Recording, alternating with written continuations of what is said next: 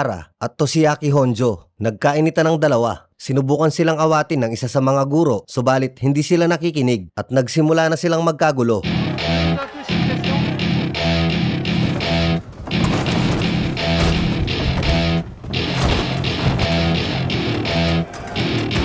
Welcome to my party, we're just getting started.